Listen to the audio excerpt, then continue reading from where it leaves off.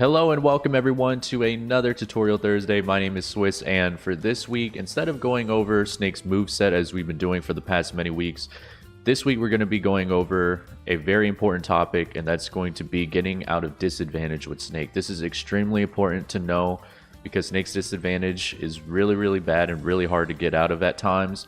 So it's up to me to teach you guys how to get out of there. Alright, so let's go ahead, let's dive in, let's do it.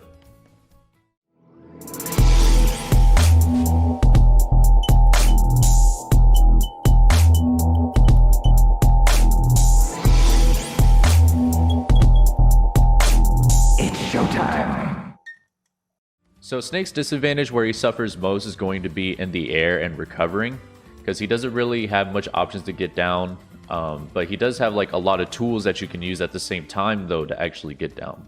So when it comes to actually landing or recovering with Snake, he does have some pretty good options such as, you know, B reversing with grenades, C4s, Nikita, you can go for ledge, etc, and we're going to go over everything. And the biggest thing I definitely want to suggest to you guys is that when it comes to B reversing, a lot of Snake players just love to B reverse, and that is really good to be able to B reverse so that way your opponent won't know where you're going to land.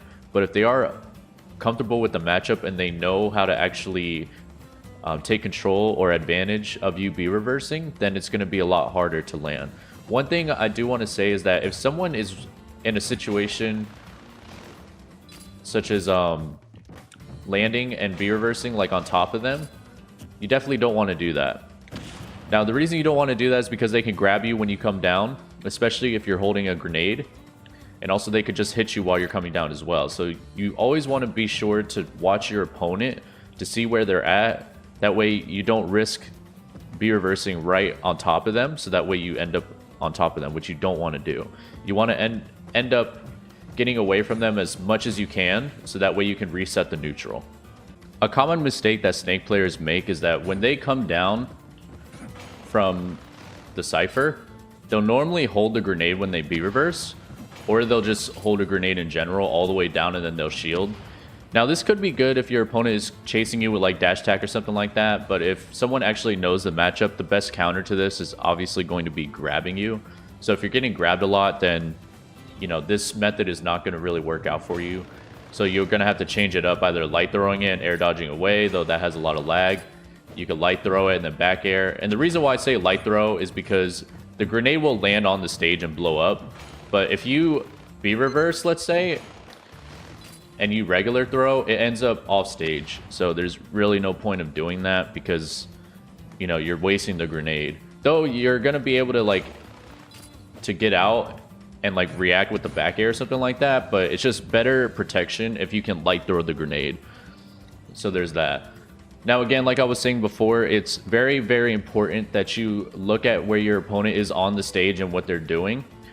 And the reason I say that, because again, you don't want to B reverse on top of them and get punished for it, but also if they're jumping up to you and you're not looking at what they're doing, then they're going to hit you with like an up air or something like that. Or like Sonic, he has an up B where he can reach up really high and hit you that way too.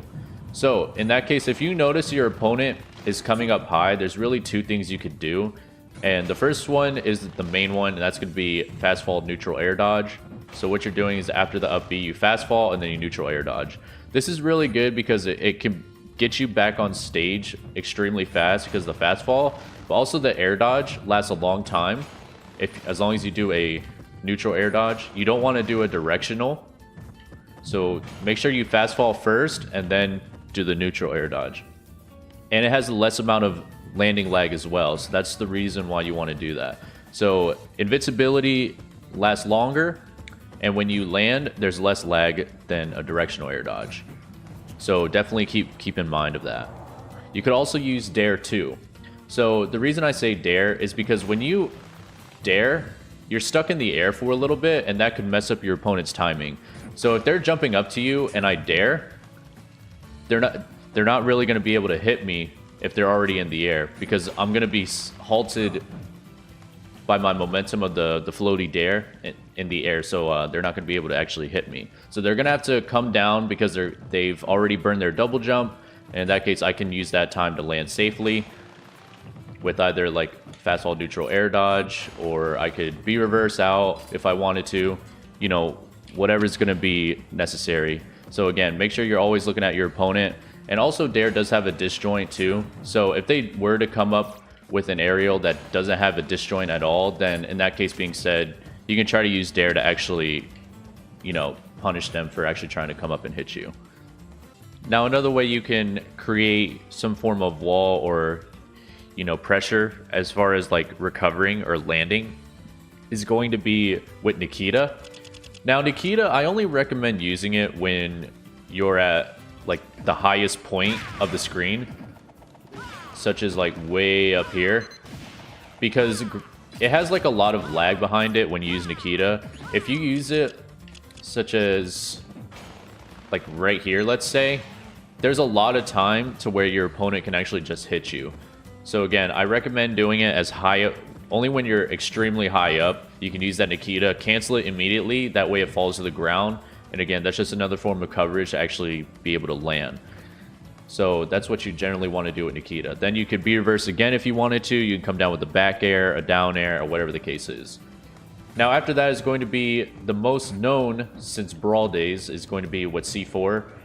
Generally, you want to use C4 like if you're down here, and then you can up B again to go up high. And the reason you want to do it is if your opponent is going to be like chasing you down here. So if I'm recovering low and I think that my opponent is going to hit me before I can actually go for the ledge, I'll normally just up B for a second, cancel it with the C4, and then blow myself up. You could also do it like without the use of the up B if you wanted to. So you could like, you can kind of do it like right after you get hit, such as like here, and then you can just up B again if you wanted to. And you can also jump again too, because you're not using your jump yet. Unless if you did use your jump, then obviously you can't jump again.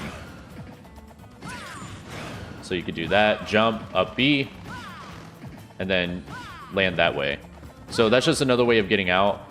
Now, I made a video a while ago which involved using grenade, and that's another really good option as well. What you want to do is you jump, light throw, pick it up with an aerial, and then you'll be able to blow yourself up.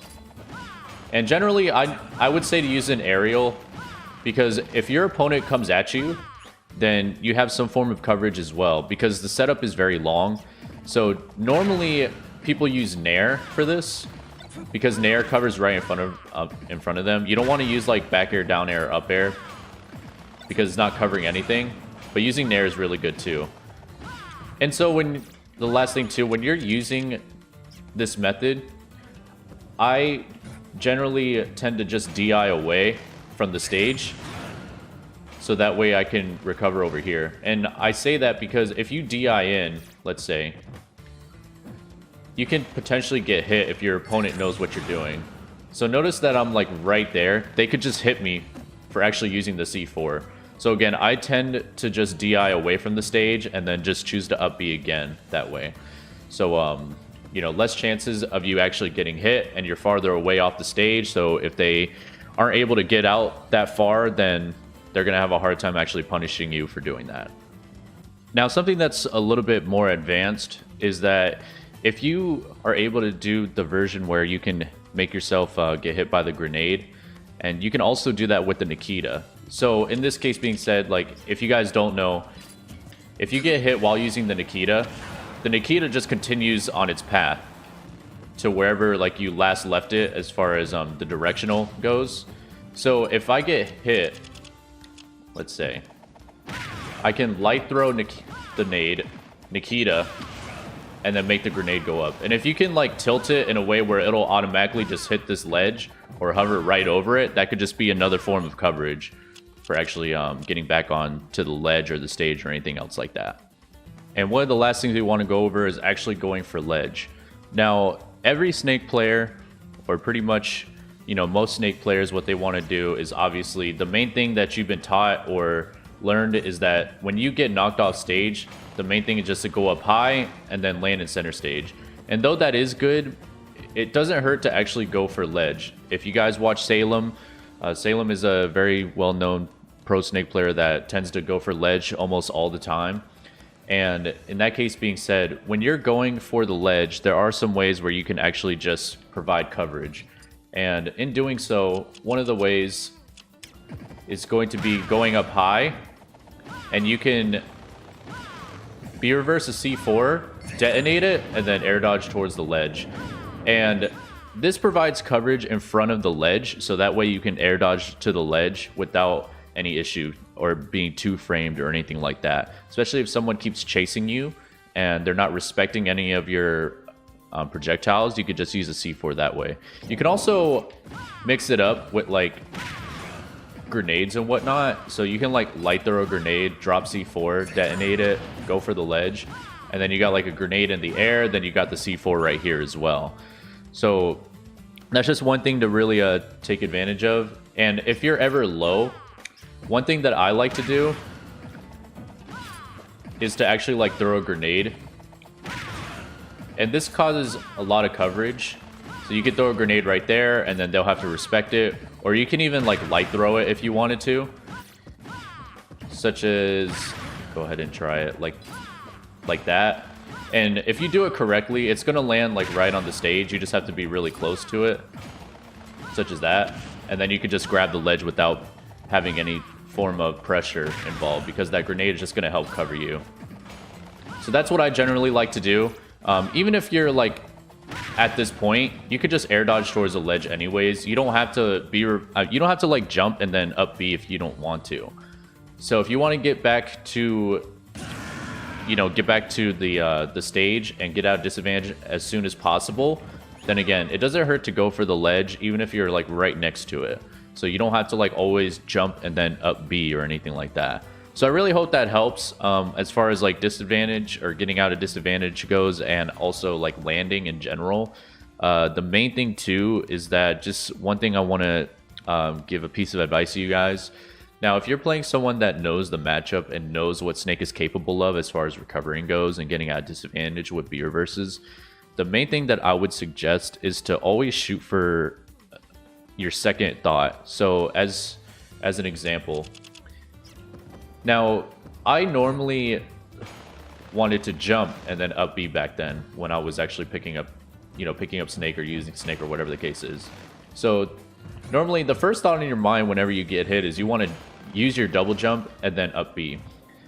Now in this case, I always pick the second option that I have. So instead of jumping and up Bing, what if I jump up B but like let go early and then grab the ledge? Or what if I jump up B and then did this instead, or any other situation involved? So if someone knows the matchup and knows how to take advantage of your recovery, or you notice that you're getting hit a lot while recovering, again, it doesn't always hurt to try your second option rather than your first option straight ahead. So I really hope that helps, guys. Again, thank you so much for watching the video. My name is Swiss. I really appreciate you guys tuning in. Again, I have other social media platforms down below, including Twitch, Twitter, Patreon, etc., etc. So feel free to check that out. Again, thank you for watching, and I'll see you all in the next video. Bye now. Never duplicate you, never multiply two.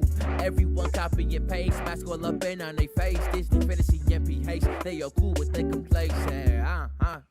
You feel it in you, then you brush it off. You ain't significant, but you got something we want, and your whole life is a taunt, cause you will not just comply. Waking up for your day.